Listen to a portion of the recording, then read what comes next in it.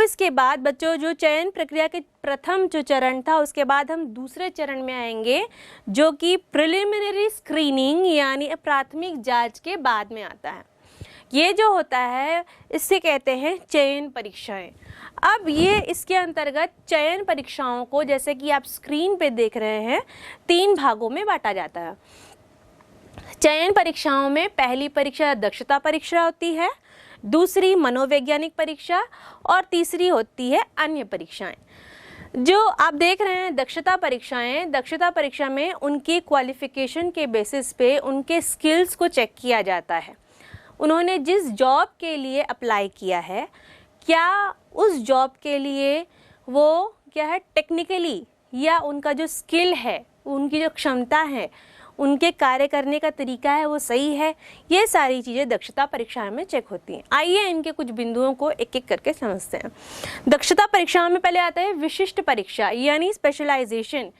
विशिष्ट परीक्षा में क्या होगा, उनका प्रैक्टिकल नॉलेज भी चेक किया जाएगा और उनका थियोरेटिकल नॉलेज भी चेक किया जाएगा। थियोरेटिकल नॉलेज में क्या चेक किया जाएगा, थियोरेटिकल नॉलेज में उनका जो टेक्निकल पार्ट होता है या तकनीकी, किसी कार्य को किस तरीके से टेक्निकली हैंडल किया जाएगा वो चेक किया जाता है। और प्रैक्टिकल पार्ट में क्या होता है, उनको वो कार्य उस जगह पर ले जाकर कराया जाता है, तो उससे प्रैक्टिकल वर्क चेक हो जाता है उनका। उसी तरह अगर हम उनका चतुराई परीक्षा समझें, तो चतुराई परीक्षा क्या है कि किसी कार्य को आप कितनी अच्छी तरीके से कम समय में कर सकते हैं। इनमें ये जो परीक्षाएं लिए जाते हैं ये बहुत छोटी छोटी होती हैं, इनको बहुत बड़े बड़े टास्क नहीं दिए जाते। आप जो इंटरव्यू लेते रहते हैं या जो चयन परीक्षा में परीक्षक बैठे होते हैं, वो परीक्षार्थी या आवेदक का परीक्षा वहीं बैठे बैठे इस तरह की चतुराई परीक्षाओं से ले लेते हैं। उसके बाद आती है मनोवैज्ञानिक परीक्षाएं। यहाँ पर उनका मेंटल लेवल चेक किया जाता है या आईक्यू टेस्ट किया जाता है कि वो कितने स्मार्ट हैं या अपने मेमोरी का कितना अच्छा उपयोग कर सकते हैं, उनका ग्रहण शक्ति कितनी अच्छी है, उनकी याददाश्त कितनी अच्छी है और वो अपने से सामने वालों को कितना अच्छा समझा सकते हैं। इस तरह की चीज़ें मनोवैज्ञानिक परीक्षाओं में समझी जाती हैं। आइए हम इनके स्टेप्स को एक एक करके समझते हैं, कौन कौन सी परीक्षाएँ इनमें सम्मिलित होती हैं। इनमें जो पहली परीक्षा है रुचि परीक्षा।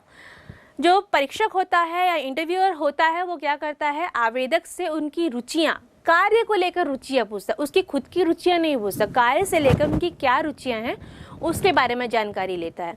और रुचि का पता चलते ही वो क्या करता है, उस कार्य से रिलेटेड कोई क्वेश्चन ऐसा निकालता है जिससे कि उसकी रुचि उससे जुड़ी हुई रहती है और उस सवाल का जवाब आवेदक को देना रहता है। तो इस तरीके से रुचि परीक्षा को संपूर्ण किया जाता है। फिर आती है बुद्धिमत्ता की बात यानी आईक्यू की बात। जैसे मैंने आपको बताया कि इसमें क्या होता है कि जो आवेदक है उसका ग्रहण शक्ति, उसकी स्मरण शक्ति और उसके कम्युनिकेशन पावर, कि वो अपनी बात को कितने अच्छे तरीके से व्यक्त कर पा रहा है, वह इसमें देखा जाता है। उसके बाद आती है प्रवृत्ति यानी एप्टीट्यूड टेस्ट। इसमें क्या होता है, ये चेक किया जाता है कि इस आवेदक में और कौन कौन से गुण हैं जिसे कि प्रॉपर ट्रेनिंग दे करके क्या किया जाए, बढ़ाया जा सकता है, जो कि और भी आने वाले कार्यों में जिससे इनका उपयोग में लाया जा सके। ये होती है प्रवृत्ति परीक्षा। उसके बाद आती है व्यक्तित्व परीक्षा। व्यक्तित्व परीक्षा में यह देखा जाता है कि उस आवेदक में कौन कौन से गुण हैं, किस तरह के गुण ज़रूरी है। अब हर पद के अनुसार अलग अलग गुण ज़रूरी। अगर आप मैनेजर को देखें तो मैनेजर में एक डिसीजन मेकिंग का गुण होना चाहिए, दूसरा उसमें पेशेंस होना चाहिए। तो इसी तरह हम अगर देखें तो हर व्यक्ति में या हर पोस्ट के लिए अलग अलग क्वालिटीज़ ज़रूरी होती हैं। तो इस तरीके से हमने मनोवैज्ञानिक परीक्षाओं को पूरी किया। आइए अब हम अन्य परीक्षाएं जो होती हैं उनको जानें कि वो क्या होती हैं। अन्य परीक्षाएं, इसमें पहले है भाषा की परीक्षा। भाषा की परीक्षा कि उस व्यक्ति का अपनी भाषा के ऊपर कमांड कितना है या कितना अच्छा होल्ड है, वो अपनी बात को सामने वाले को कितनी अच्छी से समझा सकता है। इसमें उनकी राइटिंग स्किल्स यानी लिखित परीक्षा का भी टेस्ट होता है और उनका ओरल वोकेबलरी का भी टेस्ट होता है। ओरल वोकेबलरी मतलब मौखिक, वो कितना अच्छे तरीके से अपनी भावनाओं को व्यक्त कर सकते हैं, अपनी बातों को बता सकते हैं, इस चीज़ का परीक्षण होता है। इसके बाद आता है सामान्य ज्ञान। सामान्य ज्ञान ओवरऑल रूप से देखा जाता है, कभी कभी ऐसा भी होता है कि जनरल देश विदेश की बातें पूछी जाती है, और कभी कभी इस तरीके से भी होता है कि कार्य से रिलेट करके उनके सामान्य ज्ञान की परीक्षा ली जाती है। तो बच्चों, इस तरीके से हमने जो दूसरा चरण है चयन प्रक्रिया का, यानी चयन परीक्षाएं, उनको समझा। आइए अब हम इसकी तीसरे चरण की ओर चलते हैं। जो तीसरा चरण है वो इस प्रकार है, जो जिसे कहते हैं रोजगार साक्षात्कार। बच्चों, अब इसमें क्या होता है, इसमें एक इंटरव्यू कंडक्ट कर लिया जाता है, फाइनल इंटरव्यू होता है ये। इसमें लगभग क्या होता है, उनकी सारी डिटेल्स ले ली जाती है। इसमें उनकी क्वालिफिकेशन से रिलेटेड, इसके बाद उन्होंने अलग कोई ट्रेनिंग की होगी या स्किल प्रोग्राम अगर लिए होंगे तो वो सारी डिटेल्स। इसके बाद उसमें उनके करियर से रिलेटेड भी कुछ डिस्कशंस किए जाते हैं। तो रोज़गार साक्षात में वो सारी चीज़ें इंक्लूड की जाती है जो कि उस जॉब के लिए या जो रिक्त पद है उसके लिए ज़रूरी होगा। अब इसके बाद जो चौथा चरण आता है वो है संदर्भ एवं पृष्ठभूमि जांच, यानी रेफरेंस एंड बैकग्राउंड चेक्स। बच्चों, इसमें ये होता है कि जो एड्रेस प्रूफ दिया है, आईडी प्रूफ दिया है, आधार कार्ड दिया है, इसके अलावा बहुत सारी डिटेल्स चेक की जाती है कि जो व्यक्ति ने अप्लाई किया है या जो आवेदक है उसका कोई ऐसा पुलिस में रिकॉर्ड तो नहीं है। तो ऐसी कई चीज़ें चेक की जाती है जो कि फर्म में किसी आवेदक को परमानेंट रूप से रखने के लिए ज़रूरी है। ठीक है, तो इससे हमने क्या समझा कि संदर्भ और पृष्ठभूमि जाँच क्या होती है।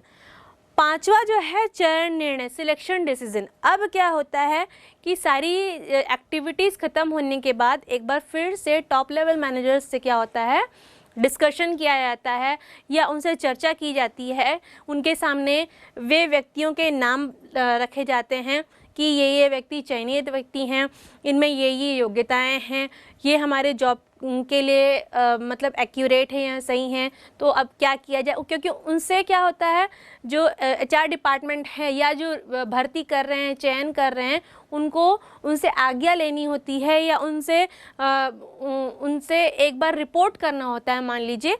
इसीलिए उनसे क्या करना पड़ता है, चयन निर्णय के लिए एक बार टॉप लेवल मैनेजर से डिस्कशन करना पड़ता है। तो इस तरीके से हमने इसके पांचवें बिंदु को समझा जो कि चयन निर्णय है। छठवां बिंदु क्या कहता है, छठवां बिंदु कहता है शारीरिक परीक्षण करना। शारीरिक परीक्षण क्या होता है, उसमें यह देखा जाता है कि आपकी कद काठी कैसी है।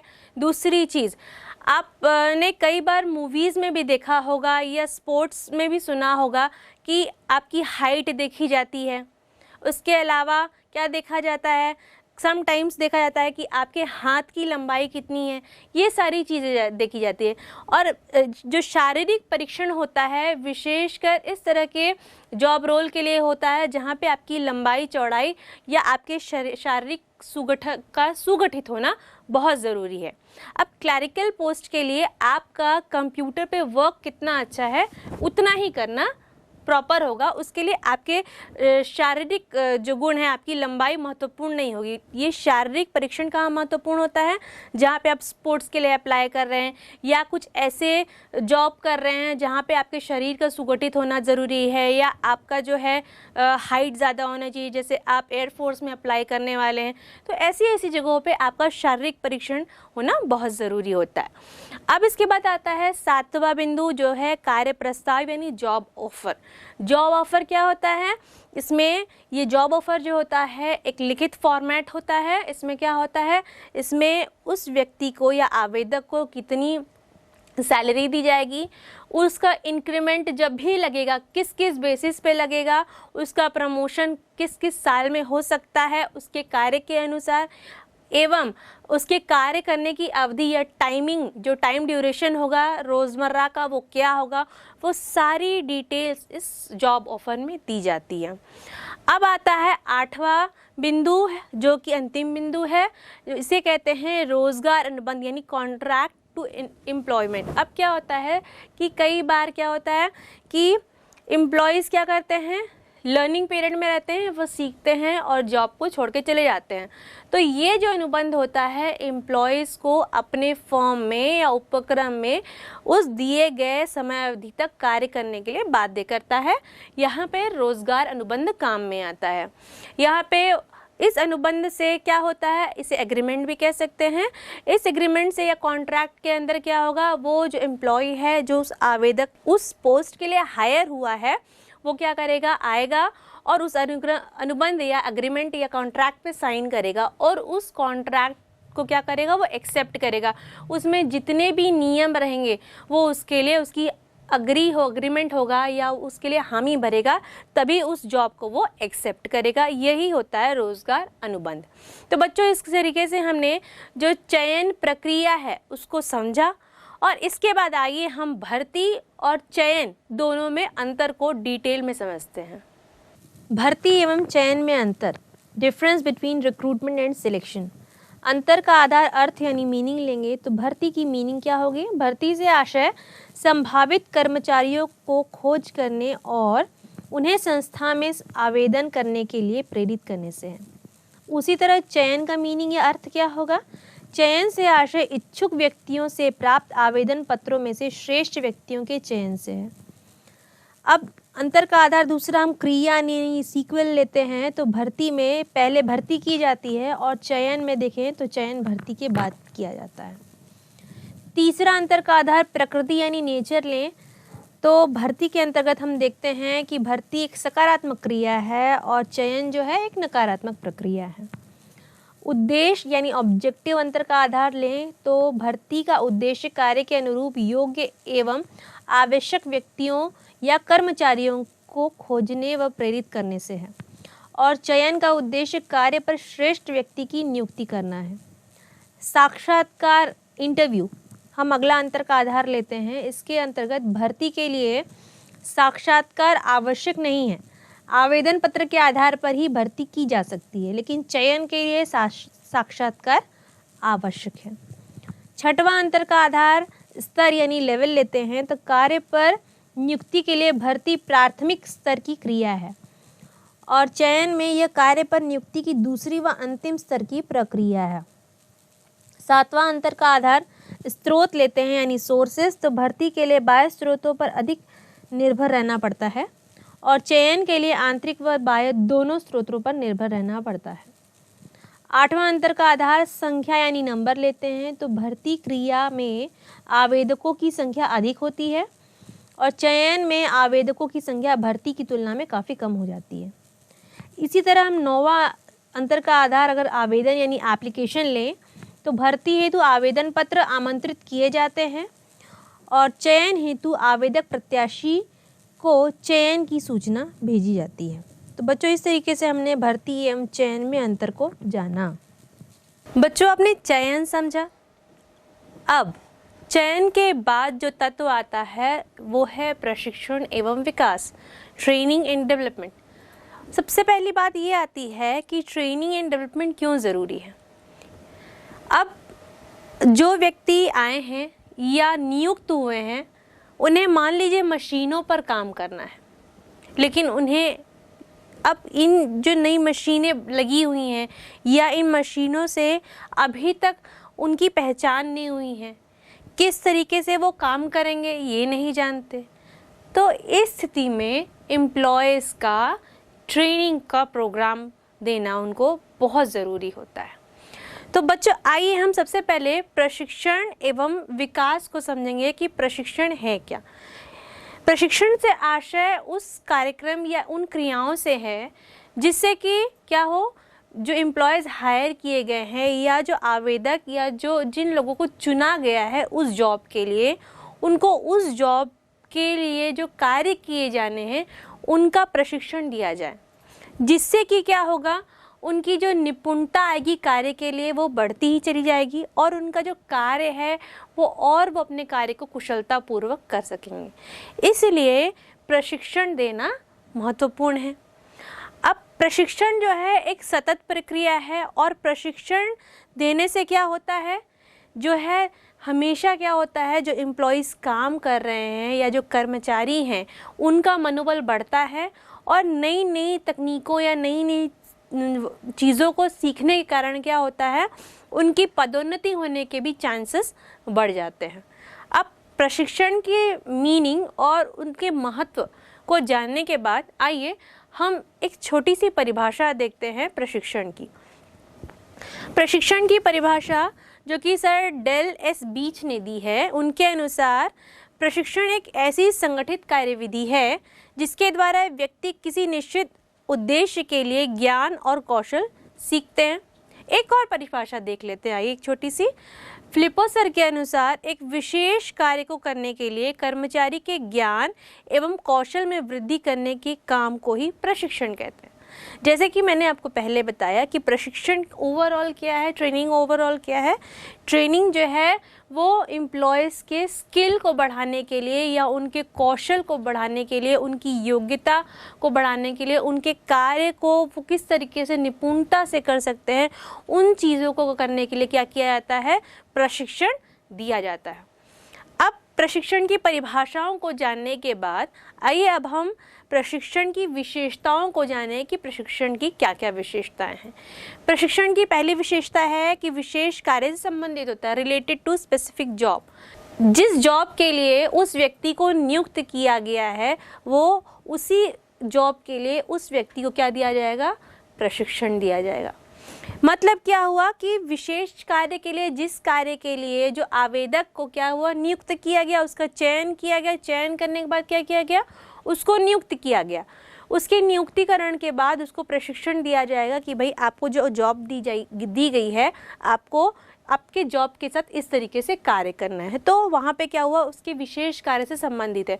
इससे क्या होगा, उसका जो कार्य है वो कार्य करने में उसकी जो कौशल है या उसका जो स्किल है वो बढ़ेगा। उसमें क्या होगा, उसमें मोटिवेशन आएगा कि नहीं मैं कार्य कर सकता हूँ, और उसका कार्य को वो क्या कर सकेगा, वो निपुणता से पूरा कर सकेगा। इसके बाद आती है दूसरी जो विशेषता है या फीचर है, वो इस प्रकार से है, कंटिन्यूअस प्रोसेस। जैसे कि मैंने आपको बताया कि प्रशिक्षण जो है कंटिन्यूअस प्रोसेस है। ये क्या होती है, हर समय के बाद, कुछ इंटरवल्स के बाद, टाइम इंटरवल्स हम कह सकते हैं, कुछ समय अंतराल कह सकते हैं इसे, उसके बाद क्या होता है, यह हमेशा आयोजित की जाती है, यह निर्धारण होता है इनका। क्यों? क्योंकि समय समय पे क्या होता है, टेक्नोलॉजी चेंज होती हैं, कार्य करने के तरीके चेंज होते हैं, कार्यविधियाँ चेंज होती हैं। तो इसीलिए कर्मचारियों को इन चेंजेस से, इन परिवर्तनों से अवगत कराने के लिए प्रशिक्षण प्रोग्राम्स या ट्रेनिंग प्रोग्राम्स जो हैं दिए जाते हैं। अब अगर हम तीसरे फीचर को देखें तो तीसरा फीचर कुछ इस प्रकार है। इसके अनुसार नए एवं पुराने दोनों कर्मचारियों के लिए आवश्यक है। देखिए, नए कर्मचारियों के लिए तो कितना आवश्यक है आप जानते ही हैं, क्योंकि अगर उनको नई जॉब मिली है तो उनको उस नए स्किल के बारे में जानना ज़रूरी है।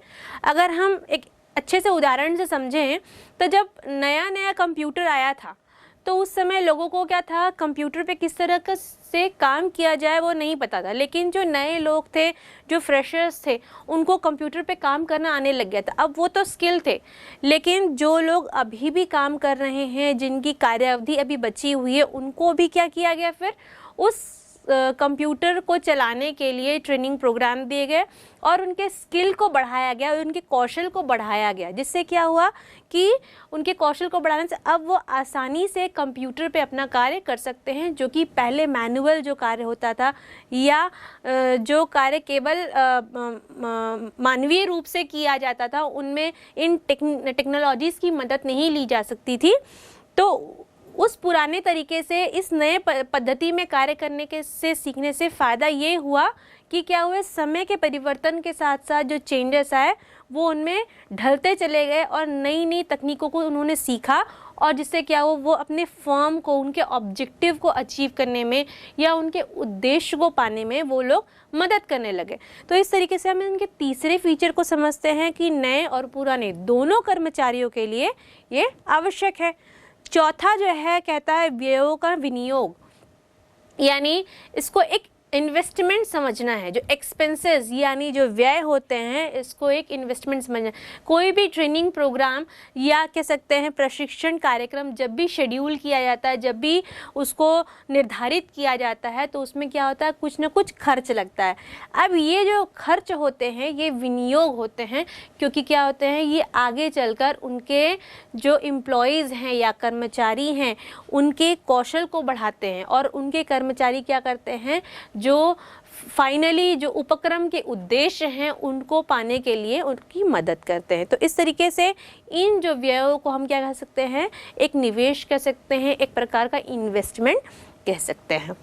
फिर इसका नेक्स्ट फीचर इस तरह से कहता है कि संस्था व कर्मचारी दोनों के लिए आवश्यक है। अब संस्था के लिए क्यों आवश्यक है? संस्था के लिए इसलिए आवश्यक है कि जैसे ही चेंजेस आए और उनके एम्प्लॉयज़ को वो चेंजेस दिया गया, वो ट्रेनिंग प्रोग्राम दिया गया। अब ट्रेनिंग प्रोग्राम से क्या हुआ, उनका जो स्किल है या कौशल है वो बढ़ा, वो अपने कार्य में निपुण हो गए, उनको वो कार्य करना और अच्छी तरीके से आने लग गया। जिससे क्या हुआ, कार्य पद्धतियाँ अगर बदल भी गई और कार्य विधियाँ भी बदल गई तो भी वो क्या कर रहे हैं, बड़ी निपुणता से कार्य कर रहे हैं, क्योंकि उनको वो कार्य आता है। जिससे क्या होगा, अब वो जो कार्य बहुत धीमा हो गया था, जो कार्य सुचारू रूप से नहीं हो पा रहा था, जिससे कि एक संस्था का उद्देश्य पाया जा सके, अब क्या होने लगा, प्रशिक्षण प्रोग्राम या प्रशिक्षण कार्यक्रम के बाद वो सारे कार्य आसानी से होने लगे। तो इससे क्या हुआ, संस्था के लिए लाभदायक हो गया। अब ये कहता है कि जो है कर्मचारियों के लिए भी लाभदायक। अब कर्मचारियों के लिए क्यों लाभदायक है? कर्मचारियों को नई नई चीज़ें सीखने को मिल रही है, नए नए टेक्नोलॉजीज़ जो आ रही हैं उससे क्या हो रहा है, उनका सामना हो रहा है और इससे क्या हो रहा है, उनका ज्ञान में वृद्धि हो रही है। उनके ज्ञान में वृद्धि होने की वजह से क्या हो रही है, उनके ज्ञान में वृद्धि होने की वजह से हो रही है कि उनके लिए जो है बेनिफिट्स या लाभ बढ़ते चले जा रहे हैं, उनके लिए स्कोप खुल रहा है कि वो आगे बढ़ सके, अपने करियर को और डेवलप कर सके। तो इस तरीके से जो इसका जो एक फीचर है जो हम पढ़ रहे हैं, संस्था व कर्मचारी दोनों के लिए लाभदायक है, हम इसको समझ सकते हैं। फिर आता है छठवां, प्रशिक्षण तथा विकास में अंतर होता है। अब देखिए बच्चों, प्रशिक्षण तथा विकास में अंतर किस तरीके होता है कि प्रशिक्षण जो होता है वो योग्यता, निपुणता और कुशलता दोनों में, इन सभी चीज़ों में क्या करता है, वृद्धि करता है। और विकास क्या होता है, ओवरऑल डेवलपमेंट को कहते हैं हम विकास, जिसमें कि मैनेजरियल लेवल पे भी डेवलपमेंट होता है।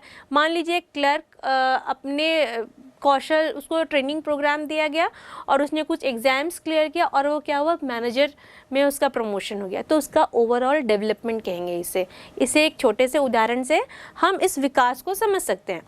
अब इसके बाद आता है कि प्रशिक्षण तथा शिक्षा में अंतर। देखिए, प्रशिक्षण और शिक्षा दोनों में अंतर है।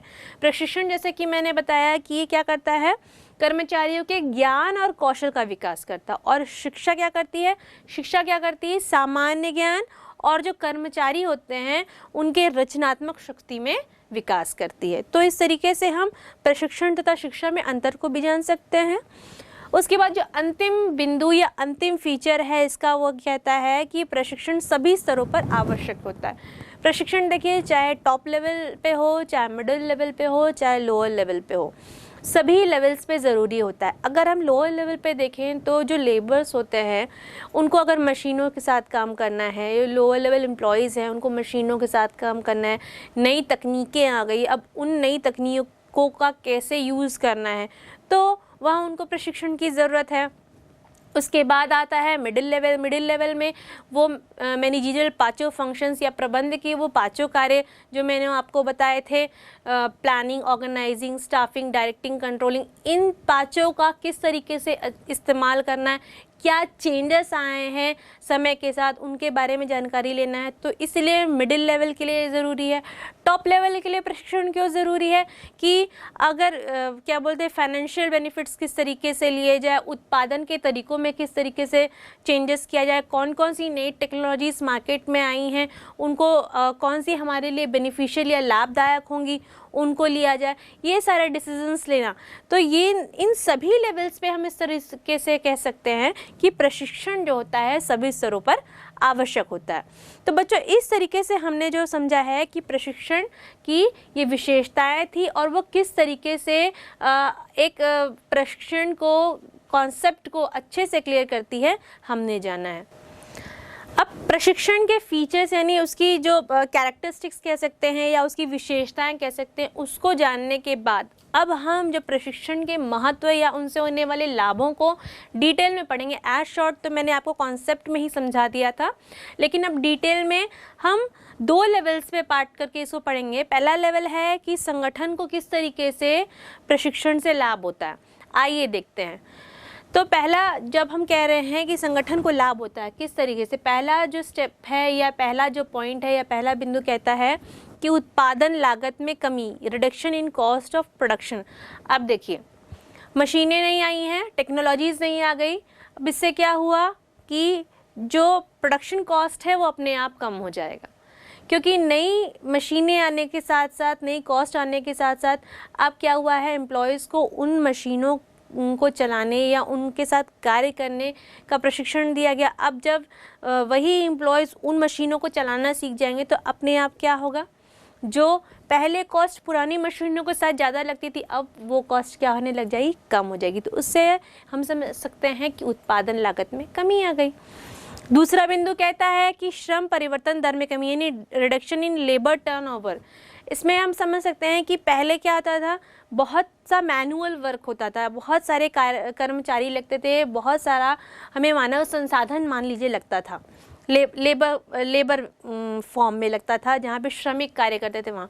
अब मशीनों के आ जाने की वजह से क्या हो जाएगा, मशीनों के आ जाने से क्या होगा, कार्य का मशीनीकरण हो जाए। केवल उन मशीनों के लिए क्या होगा, श्रमिकों की आवश्यकता होगी। तो यहाँ पे कह सकते हैं कि लेबर टर्नओवर की कमी आ गई या श्रम परिवर्तन दर में कमी आ गई। इससे क्या होगा, जो लेबर्स हैं वो मशीनों के साथ कार्य करेंगे।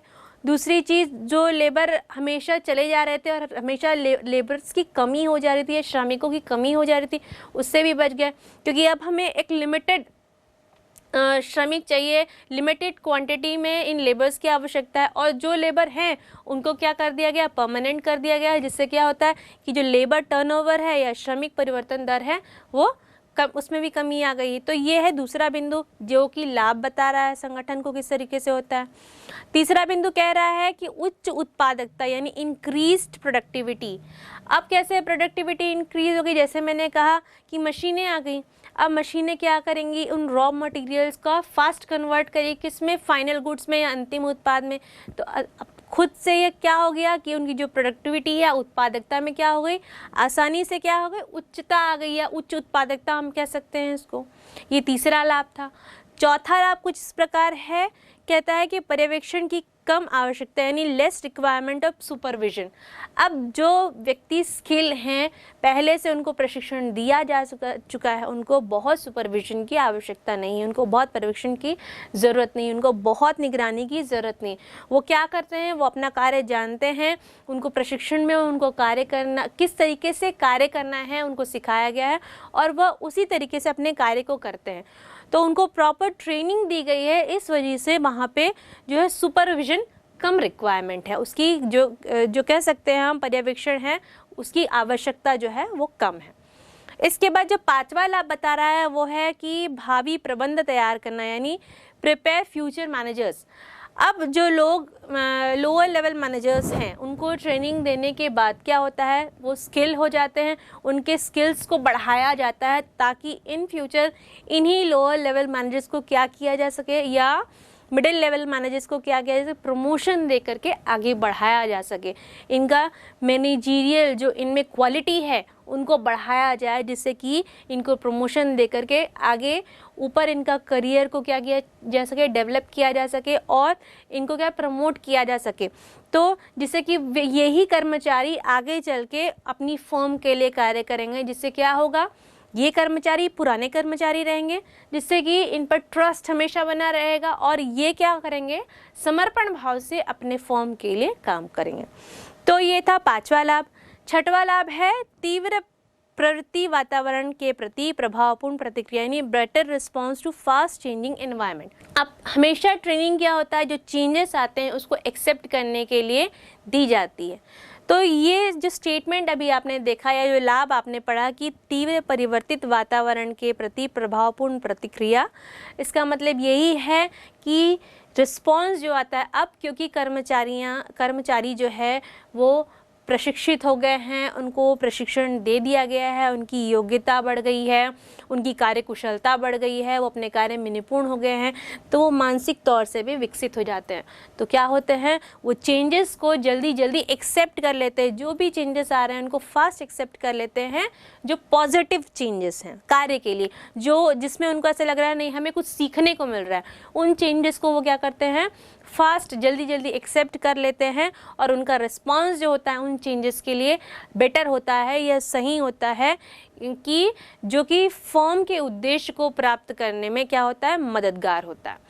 इसके बाद 7वां बिंदु आता है ग्रहण शक्ति में वृद्धि, इम्प्रूवमेंट इन एडेप्शन एबिलिटी। अब प्रशिक्षण के बाद क्या होता है, एम्प्लॉयज़ का जो स्किल बढ़ जाता है, उनका मेंटल हेल्थ बढ़ जाती है, जिससे क्या होता है वो अपने चेंजेस को एक्सेप्ट कर लेते हैं, जैसे कि मैंने आपको इसके पहले वाले पॉइंट में बताया। तो बच्चों इस तरीके से हमने संगठन के लाभ को जाना। अब हम जो दूसरा पॉइंट आता है, जो दूसरा महत्व या दूसरा लाभ किसको जाता है वो जानते हैं। दूसरा लाभ जो जाता है वो कर्मचारियों को लाभ जाता है, इसे हम कहते हैं बेनिफिट्स टू द एम्प्लॉयज़। अब ये एम्प्लॉयज़ को किस तरीके से मदद कर सकती हैं, आइए हम कुछ बिंदुओं से जानते हैं। पहला बिंदु है आय में वृद्धि। अब जैसे ही स्किल बढ़ गई, प्रशिक्षण मिलते बराबर क्या हुआ, उनकी स्किल बढ़ गई, वो ज़्यादा अच्छे से कार्य करने लग गए, उनको ज़्यादा से ज़्यादा कार्य मिलने लग गए, तो उससे अपने आप क्या होने लगी, उनकी आमदनी में वृद्धि होने लग गई। दूसरा बिंदु कहता है जीवन वृत्ति में वृद्धि, करियर ग्रोथ। अब जैसे कि मैंने बताया कि मैनेजरियल जो है डेवलपमेंट किया जाता है, मैनेजर्स को तैयार किया जाता है कि इन फ्यूचर क्या हो कि वो उसी फर्म में ऊपर की पोस्ट को होल्ड करें या उनका प्रमोशन कर दिया जाए, हम सिंपल वाक्य में कह सकते हैं। तो इससे क्या हो रहा है, इनका करियर ग्रोथ हो रहा है। तीसरा बिंदु कह रहा है कि मनोबल में वृद्धि, इंक्रीज इन मोरल। कैसे होगा मनोबल में वृद्धि, जब व्यक्ति को यह पता चलेगा कि मुझे यह कार्य आता है, मैं इस कार्य को अच्छे से कर सकता हूँ और मेरा यह कार्य सही चल रहा है, तो उस स्थिति में क्या होता है कि मोरल में अपने आप वृद्धि होती है। और ये कब पॉसिबल है, जब उस व्यक्ति को उस कार्य के बारे में अच्छे से पता हो। और ये कब होगा, ये प्रशिक्षण के द्वारा ही पॉसिबल है। तो प्रशिक्षण से ये चौथा लाभ जो होता है कर्मचारी को होता है। इसके बाद आती है बात दुर्घटनाओं में कमी, मतलब फ्यूअर एक्सीडेंट्स। कैसे होंगे, अब कर्मचारियों को मशीनों से किस तरीके से काम करना है, संकट काल में किस तरीके से उनका निवारण करना है, अगर मशीनों में कोई प्रॉब्लम आ जाती है तो उन प्रॉब्लम को किस तरीके से दूर करना है, ये जो छोटी छोटी चीज़ें हैं ये ट्रेनिंग प्रोग्राम्स में या प्रशिक्षण के दौरान बताई जाती हैं। तो इससे क्या होता है, फर्म्स या फैक्ट्रीज़ में क्या होता है कि दुर्घटनाओं में कमी आ जाती है। इसके बाद अंतिम बिंदु है बाजार मूल्य में वृद्धि, यानी increase in market value. Increase in market value कैसे, कि क्या होगा कि आप जो हैं एक कुशल मैनेजर हो गए बिकॉज ऑफ द ट्रेनिंग, मतलब आपको इतना अच्छा ट्रेनिंग प्रोग्राम्स मिला, आपको इतने अच्छे एक्सपीरियंस मिले, जिससे क्या हुआ आप एक अच्छे मैनेजर हो गए। जिससे क्या हो गया कि अगर आप दूसरे फर्म्स में भी जाएंगे, अपने पूरा एक्सपीरियंस शेयर करेंगे जॉब के लिए, तो क्या होगा आपका मार्केट वैल्यू क्योंकि ज़्यादा है, तो उससे क्या होगा आपको जॉब इजीली मिल जाएगी। ये केवल ट्रेनिंग प्रोग्राम से ही पॉसिबल है।